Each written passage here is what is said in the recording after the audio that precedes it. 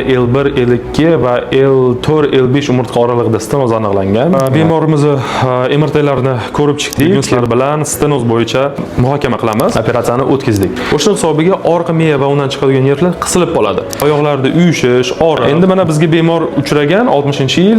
Assalomu alaykum hurmatli kuzatuvchilar va bemorlarimiz. Bugun sizlar bilan stenoz bo'yicha muhokama qilamiz. Stenoz bu mana shu orqa miya kanali torayishi. Bu ko'proq yosh katta odamlarga taalluqli. Yosh bilan bemorlarda shu suvaychalar orqa miya kanaliga o'sishni boshlaydi. Yana bitta sababi, bu yerda bizda sariq boylam bor. Bu bizni umurtqalarimizni normada tonusda ushlab turadigan to'qima hisoblanadi. Shu to'qima yosh bilan orqa miya kanaliga o'sishni boshlaydi.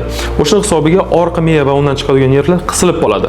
Bu esa bemorlarimizda oyoqlarda uyushish, og'riq, belda tikka yura olmaslik, og'izlanish, ichbuzarlik, siyolmaslik, shunaqa o'zgarishlar bo'lishi mumkin. Endi mana bizga bemor uchragan 60-yil. Bemorimizda 6 oydan beri juda kuchli oyoqlarda uyushish, og'riq, yura olmaslik, 10 metrdan ko'p yurolmay qolgan va bemorimiz juda ko'p vaqtdan beri lecheniya oladi. Lecheniyalari umuman yordam bermaydi. Bemorimizni MRTlarini ko'rib chiqdik. Bemorda L1, L2 va L4, L5 umurtqa oralig'ida stenoz aniqlangan. Bemorimizga shu kasallik bo'yicha hamma tushuntirilgan va bemorimiz operatsiyaga rozi bo'lgandan so'ng tekshiruvlar o'tkazganmiz va operatsiyani o'tkazdik.